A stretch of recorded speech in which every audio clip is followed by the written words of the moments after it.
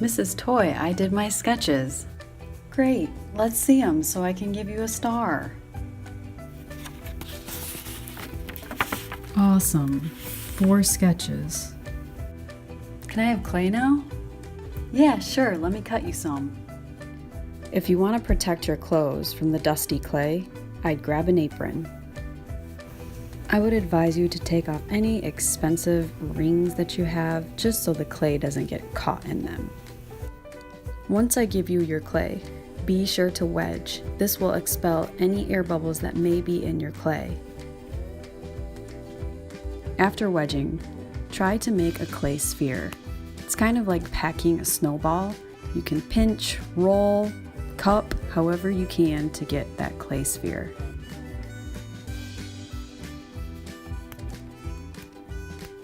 Once you have your sphere, you're going to start the quote-unquote pinching part. So press your thumb in to create a hole in your sphere and just start pinching.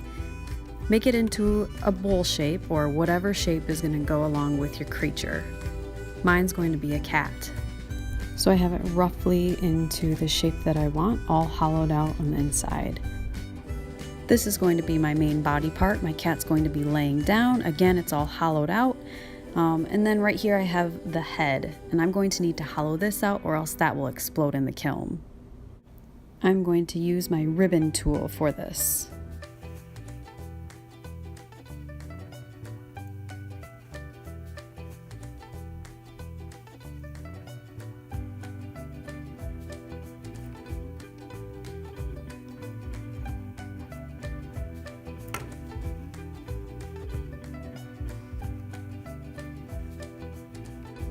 Now I need to connect the head to the main part of the body, and I'm going to show you how to do that.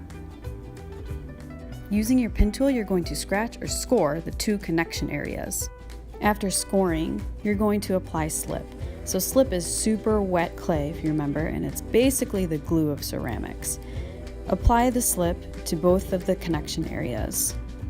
Once your slip is applied, now you can fuse the 2 pieces together.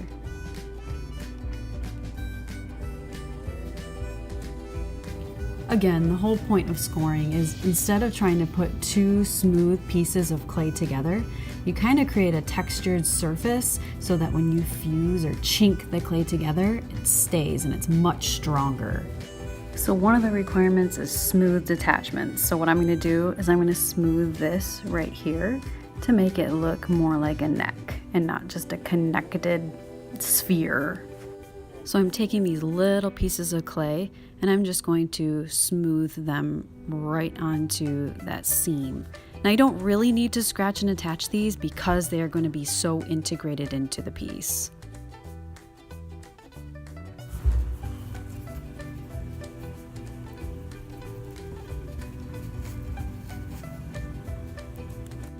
Now here's where your wood modeling tool is really helpful. You can kind of knit some of those pieces, smooth them out, some of the areas that are hard for your fingers to get into.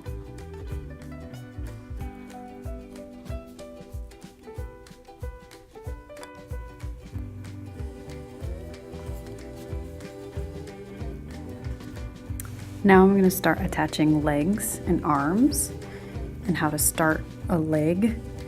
If you're doing a regular leg, you can do a coil like this and just kind of start shaping it however you want it.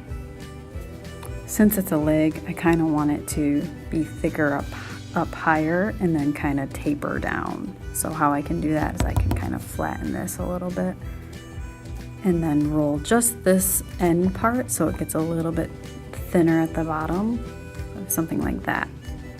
Now I can kind of decide how I want to have it. Since it's going to be a little cat laying down, I want something like that. Of course, I'm going to fix it though.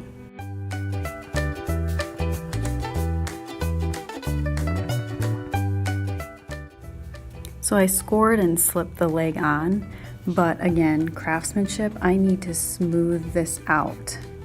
Make it look like it's actually growing out from this and it wasn't just attached.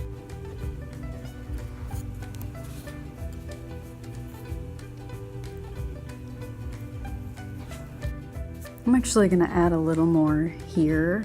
I think there could be a little bit more clay to show some of that leg mass. So I'm just going to scratch and attach this on here and then smooth it out. Just a side note, when you are attaching things, you want them to be close to the main part of the body. You can't really have things sticking out far. This is why. So I just did this really quick. If you have something like an arm sticking out this far, it might stay for a little bit, but once it dries and you just pick it up or try to move it around, it'll break right off. So if there's any way to keep things close and have multiple areas that it's attached to, that's much better and way less fragile once it becomes bone dry. Okay, so what I've done, I have obviously this leg. I added a little more clay to make it look more like a paw. I got the tail going on. I added some shoulder definition, I guess, where that bone would be. And then this little arm and paw, and then this back paw, right? Back paw and arm. Right now it looks like a creepy human with a tail sleeping. So what I'm gonna do is I'm gonna add some clay here for a muzzle. So kind of like a cat, so it's gonna come down a little bit, and the ears. It's not a perfect sphere.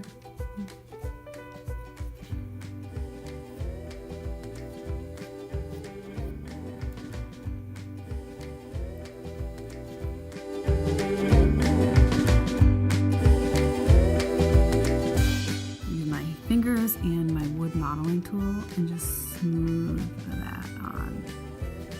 So it's gonna look like our cat has a little nose or a muzzle.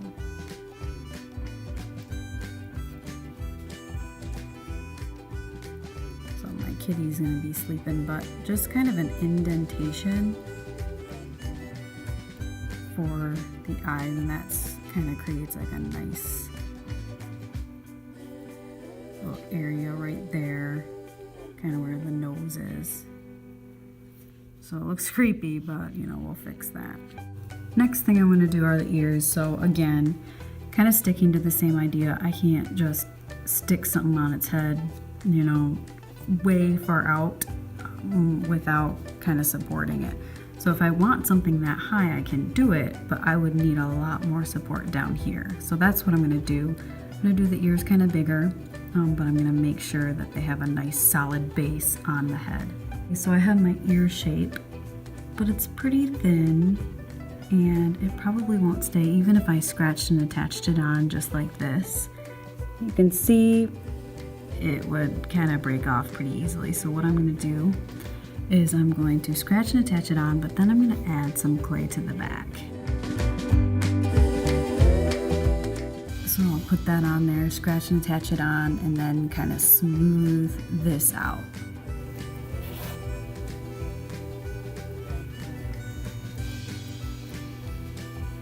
Okay, so I got my cat, and honestly, it's looking more like a Chihuahua. So what I think I'm going to do is I'm going to make the face a little bit wider by adding little bits of clay and just kind of smoothing that on to make it wider, more like a cat face. Added a little bit more clay, tried to smooth what I added, and I kind of shortened the nose a little bit because it was starting to even look like a fox. I can kind of smooth things over and start adding some of the finer details like nose, eyes, even the separation of the paws.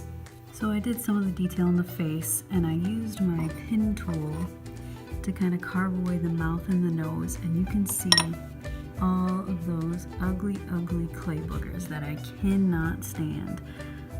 How you can fix this, you can use your wood modeling tool. Take them off with your finger, but then with your clay modeling tool, just kind of smooth that over. When this dries and it becomes bone dry, these are what these toothbrushes are for, because you can kind of scrape that out and clean it up really nice. But for now, we'll just try to get as much as we can and leave some of the smoothing details for when it's a little bit drier or leather hard.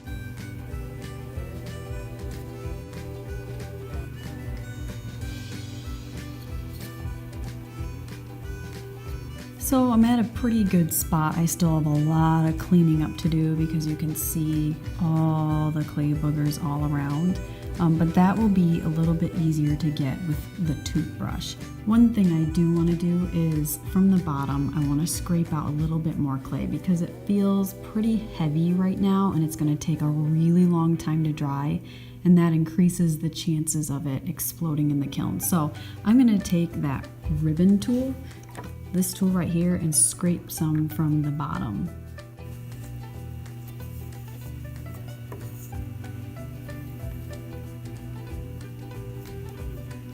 Another part that I kind of wanted to mention is the head of my cat is hollow, but there's no opening for it. So I need to make an opening so that that air bubble that's inside the head won't explode in the kiln. What I'm going to do to fix that is insert my pin tool and kind of move it around just to make an opening so that that air has somewhere to go. I could even take my ribbon tool, kind of insert it in there, take out some of that clay so that air can go somewhere and it won't explode in the kiln. So that's my hole right there.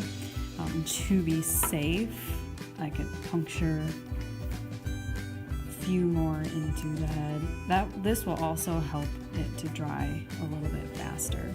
If you have pretty thick areas, you can puncture holes, and that helps the air to reach some of those areas a little bit faster. It'll dry out quicker. And if you have a secret little hiding air bubble, you might pop it.